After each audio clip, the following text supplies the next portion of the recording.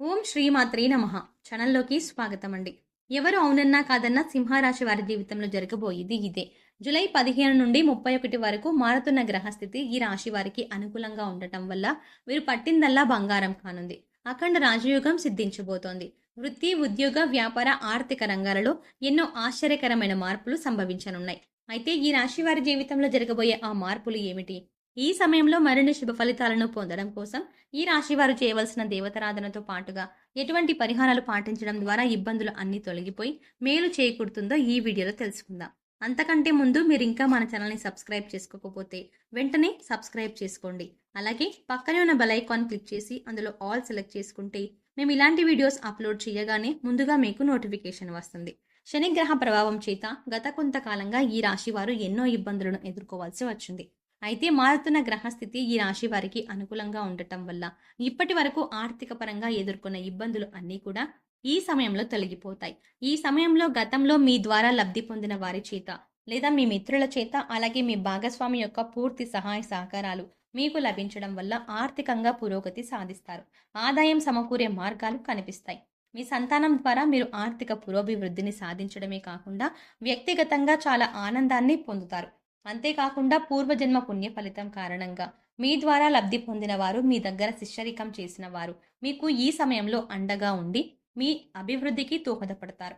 ఈ సమయంలో స్థిర చరాస్తులను అభివృద్ధి చేస్తారు. ధన, కనక, వస్తు, వాహనాలని కొనుగోలు చేయడానికి ఇవి అత్యంత అనుకూలమైన సమయం.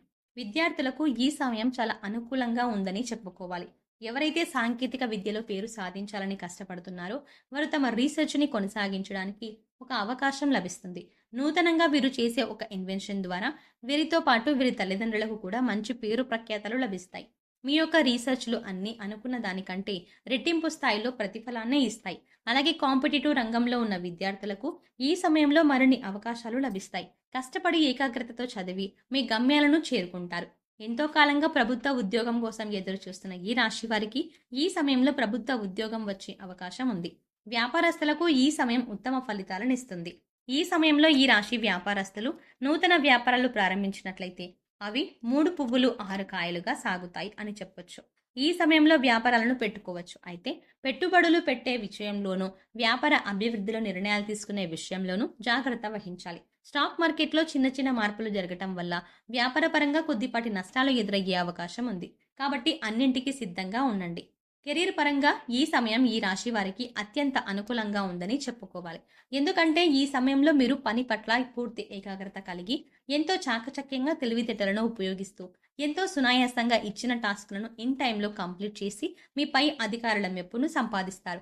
అంతేకాకుండా మీతో పాటు మీ తోటి ఉద్యోగులకు కూడా ప్రతి విషయంలో సహకరించడం ద్వారా వారి మన్ననలను పొందుతారు. తద్వారా మీకు పనిచేసే చోట మంచి పేరు ప్రఖ్యాతలు లభిస్తాయి.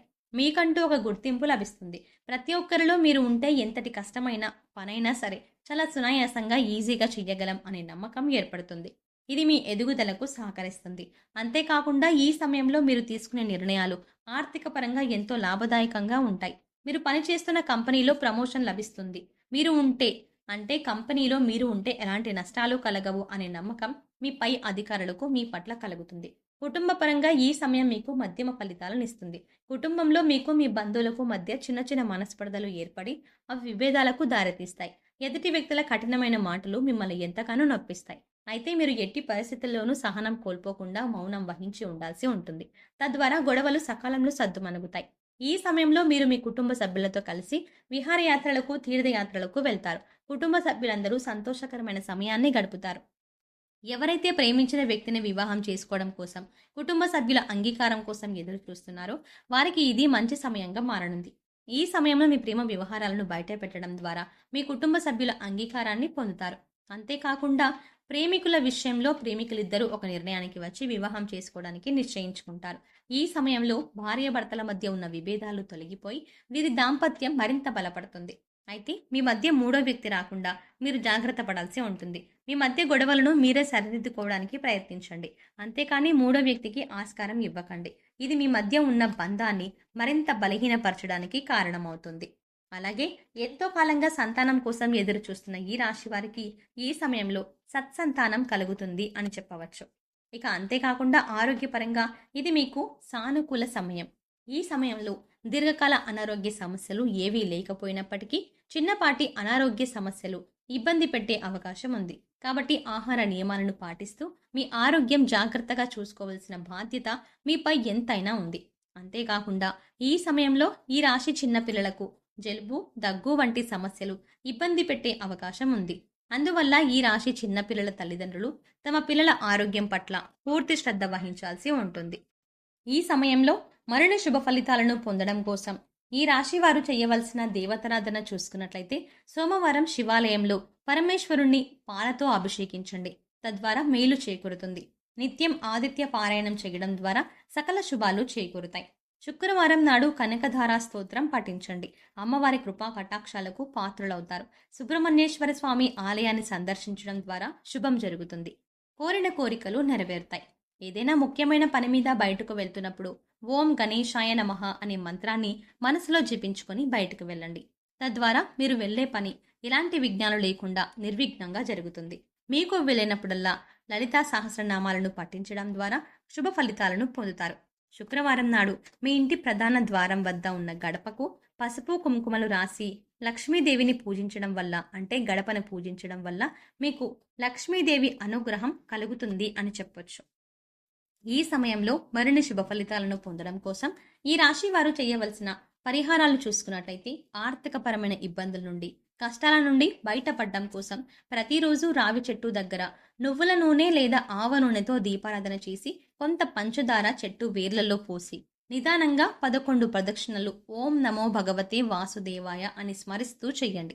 ఈ విధంగా చేయడం వల్ల చాలా వరకు కష్టాల నుంచి బయటపడతారు.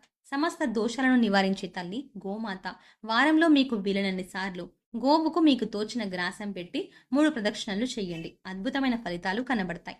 అన్ని రకాల సమస్యల నుండి విముక్తి పొందడం కోసం నవధాన్యాలు అనగా గోధుమలు, యవలు, పెసళ్ళు, శనగలు, కందులు, అలసందలు, నువ్వులు, మినుములు, ఉలవలు ఈ 9 కలిపి రోజు పావురాలకు, పక్షులకు మేతగా వేస్తూ ఉండండి. అలాగే వాటికి తాగడానికి నీటిని కూడా ఏర్పాటు చేస్తూ ఉండండి. ఇలా చేస్తే సకల కష్టాలు తొలగిపోయి సకల శుభాలు జరుగుతాయి. సోమవారం నాడు సూర్యోదయ సమయంలో స్నానమాచరించి ఓం నమః శివాయ అనే పంచాక్షరి మంత్రాన్ని 108 సార్లు పఠించడం ద్వారా సకల దోషాలు తొలగిపోతాయి. సో చూసారు కదండి, జూలై 15 నుండి 31 వరకు మారుతున్న గ్రహస్థితి ఈ రాశి వారికి ఏ విధంగా అనుకూలంగా ఉంది, వృత్తి, ఉద్యోగ, వ్యాపార, ఆర్థిక రంగాలలో ఎలాంటి మార్పులు సంభవించనున్నాయి, అయితే ఈ రాశి వారి జీవితంలో జరగబోయే ఆ అద్భుతాలు ఏమిటి, ఈ సమయంలో మరిన్ని శుభ ఫలితాలను పొందడం కోసం ఈ రాశి వారు చేయవలసిన దేవతారాధనతో పాటుగా ఎటువంటి పరిహారాలు పాటించడం ద్వారా ఇబ్బందులన్నీ తొలగిపోయి మేలు చేకూరుతుందో ఈ వీడియోలో తెలుసుకున్నాం కదా. ఈ వీడియో మీకు నచ్చినట్టయితే మీ ఫ్రెండ్స్ అండ్ ఫ్యామిలీ మెంబర్స్లో ఎవరైనా సింహరాశి వారు ఉన్నట్లయితే వారితో ఈ వీడియోని షేర్ చేసుకోండి.